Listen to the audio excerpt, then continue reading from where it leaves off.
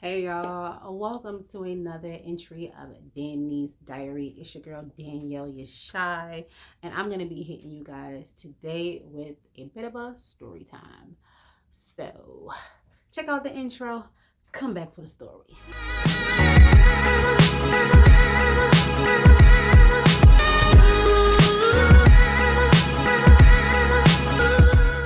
Listen, y'all, I'm really trying to give you guys some type of a background. Like, I'm very new to YouTube.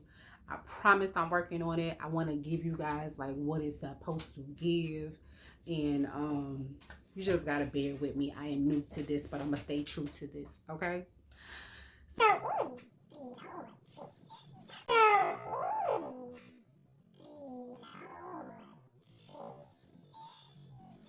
We don't need any distractions. The devil is a liar. Don't be looking at my boobies. But anyway, so like I said in the beginning of the story, or in the beginning of this video, I don't know if I'm gonna cut it out or not. I might have cut it out, but I was married. Your girl was married, okay, and I got married because I honestly wanted to. I thought that my marriage would get better. I thought that our relationship would get better if the father was involved. And so we eventually did get married. We have two beautiful kids. He's not involved at all. But I want to share a testimony with you guys. Not really a testimony, but an experience that I had. Well, we both experienced. Okay. So anyone that knows me knows if you're around me long enough, I'm gonna talk about God. I'm gonna talk about God. I'm gonna talk about the Lord.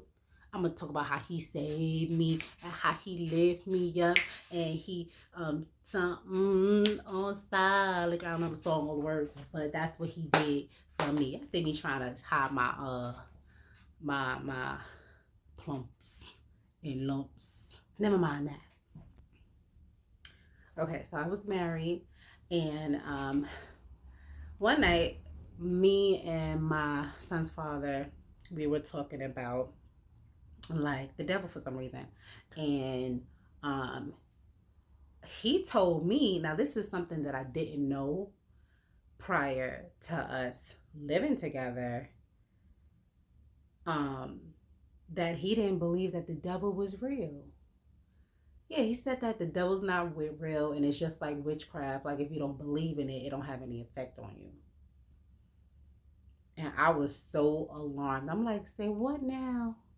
The devil not real.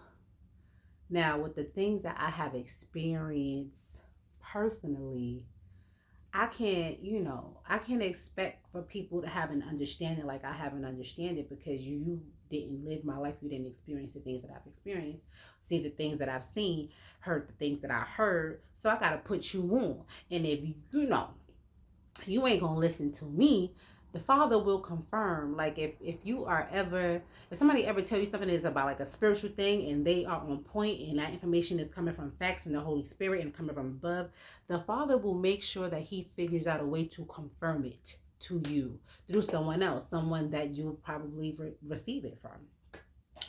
So, we were talking. This is a Saturday night. We were having this conversation. And well, I just looked at the time, and like the time span up, like when I was recording this at 53. I'm telling you. But anyway, so we were having like a little dispute. I was getting frustrated because he was really trying to like argue me down. And I was like, what? We went to bed, and I was like, well, I want to go to church tomorrow. Like, I definitely want to go to church tomorrow. We had planned to go to church the next day, and I was just so glad that he was willing to go. We did have a church I had a church home, and it was my go-to church that I will go to if I ever wanted to be in the house of the Lord, if I wanted to hear good praise and worship music, a good word, and I just really wanted to worship. I would go to the Greater Faith on 233rd Street. It is now the Cathedral of Greater Faith. Shout out to Stephen White, and his late great mother, Bishop Michelle White Haynes. I loved her. Um, but yes, so we had decided that we were going to get our son up and head to church. We lived at the time in Harlem on 145th Street. And so I think we were like new to the area, and we never actually paid attention to like the row of churches that we passed on our path, or like when we got on the 119 bus and down the path before you cross the bridge to come over to the Bronx. It's like four churches. So we get up, we get dressed, we leave, and we're on the bus.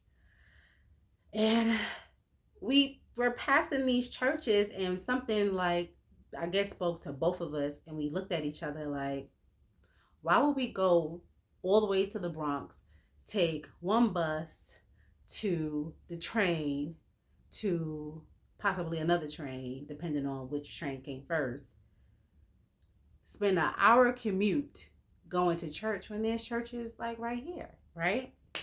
So he was like, let us off the bus, because the bus was about to pull off.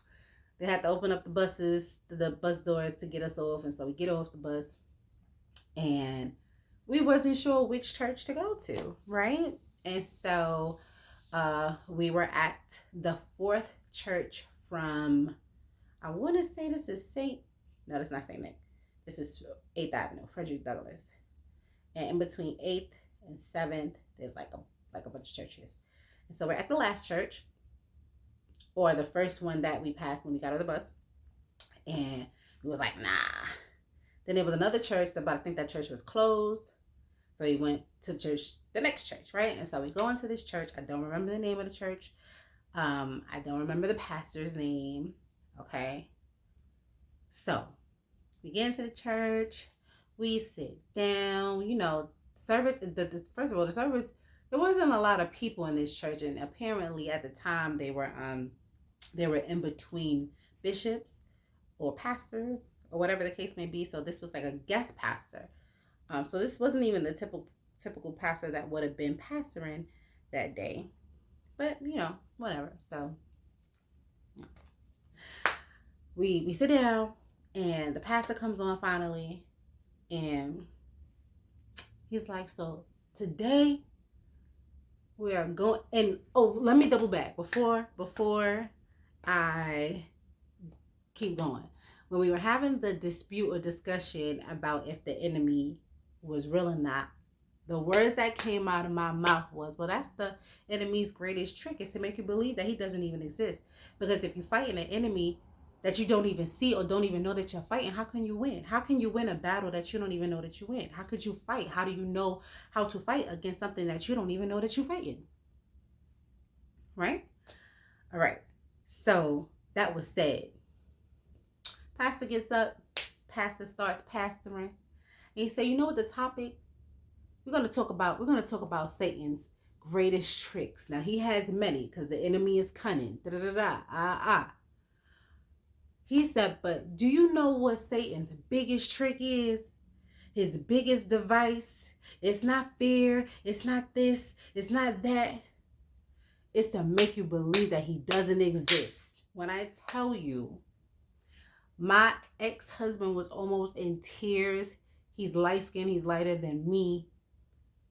He basically, it was like he saw a ghost. By the end of the day, we talked, and we were sitting out, the disbelief, and then I, on his face was a lot. And so I held his hand. We got through the church, and then we left. And I fought myself not to say I told you so. But I think I ended up there saying I think I did say it. See? And so we're standing in front of our house, and I remember him saying that he felt like the Father was speaking to him, and he wanted to be a pastor. After this day, I'm not sure this is before or after our son got taken away from us. My son was taken away from us in foster care because his father was excessive in chastising him, and I didn't know how to deal with it. And I ended up calling the cops, and my son was taken away from us. I'm not sure if this was before or after that situation, but I know that all hell broke loose. Let me tell you something. We got married. I think I was married for like 2 or 3 months before we separated. Um, but yeah, the enemy was mad, and I went through a lot. I've always gone through a lot, and um, I feel like I've always been so distracted with struggling to just maintain and to provide and to be a single mother and to stay afloat. Like I've been in and out of shelters. I dealt with a father who didn't really want to be around, and who lived with me, and had to get him out. And God rest his soul, I love him so much, but he didn't really want me to begin with, and I had to deal with that and still overcome that so that I can be there when he needed me.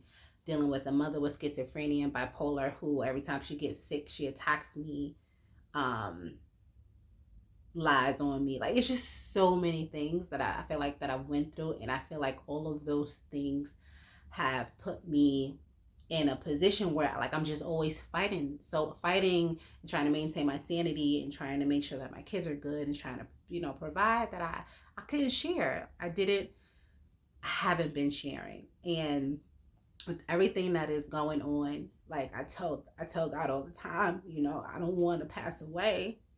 And I didn't at least share. I didn't even at least try. Because even if my stories like touch one person's heart and sparks the desire to seek him and to have an experience, and to I didn't do my job, and I don't think that I'm gonna hear, well done, my good and faithful servant. So that's what I really want. I swear to you, that's all I ever really wanted. So whew, I'm not gonna cry. I'm not gonna cry. But he's been like so good to me. He's been so, so, so, so good to me when I even like I didn't deserve. Like, he's been so good to me. And I've been so alone. Sometimes like I've been so alone. And he always makes sure he sends somebody. He sends me to a word that I can read to uplift me and encourage me. I thank God for my kids. But, he's real and the enemy is real. And if you don't know how to maneuver and come up against certain things, and you fighting blind, and or you're being attacked blind, and you don't know what to do. That's why so many people struggle with anxiety and depression, and because you have dreams and you have goals, and you feel stifled and you feel stuck, and you don't know what and how to execute, and you don't know why. You keep taking 5 steps forward and getting pushed 10 steps back, and this is like all odds are against you. And it's because it might just be because your purpose is higher. It could be because your purpose is going to touch lives. Your purpose is going to heal. Your purpose is to share how the Father brought you from here to there. And I promise you, if you just truly allow yourself to see like all the ways the Father was there. I don't want to get too preachy, but listen, he makes sure that he will make sure that he shows you and proves to you that he's there, he's in it. He wants you to win. He wants to give you the tools to win. He wants you to understand that you have all that you need. You have everything that you need. If you are still living and breathing, I don't care what state you are in, you are still able to have an effect and live a purpose-driven life. Okay? Because the closer it says, the enemy seeks to still kill and destroy, to still kill, to still destroy. I don't know, like the which one comes first, but that's the agenda, is to still to kill and to destroy your dreams, your focus. He wants to get you off course, because if he can keep you down, if he can keep you from seeking the Father, if he can keep you from, if he can make sure that he can keep you in a state of doubt, if he can keep you in a state of, I'm not good enough, and planting all these thoughts in your mind that keeps you from moving forward, then you lose faith in the Lord. And then you get caught up in all these other things and seeking pleasure here and seeking, and you cope this way and you cope that way, but you ain't, like, where are you seeking the Father for your refuge and for your help and for your power and for your strength and for your redemption and for your provision and for your peace? He is all of that. I promise you. He is your strong tower. He wants you to win. He wants you to understand that you are in a fight. And he wants you to get suited up, booted up, so that you can win. Okay? All your life you're going to have to fight. And that's all right. Because when you fight and you win, don't you feel good? You appreciate, things a little bit more. You appreciate, the life that you have, and you appreciate the victory just that much. Because I feel like people that get things handed to them, they're frivolous with it. And so I thank God for everything that I had to experience, because it truly made me. And I pray that in some way this has sparked the interest for you to get closer to the Lord. If you are already close to the Lord, I implore you to share this story with somebody. Share it. I don't care about the views. I don't care about the likes. I don't care about none of that. This is my way of doing what I promised the Father I was going to do for years. And I'm finally doing it. It feels so good. It feels good not to be afraid and to just do it. Nike.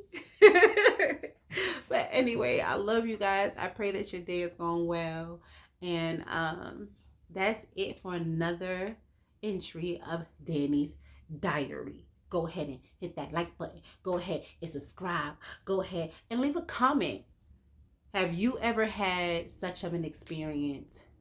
And I'll be selecting certain comments, and I'll be highlighting them and sharing your stories, because that's what this is all about, baby. All right, that's it. Peace out.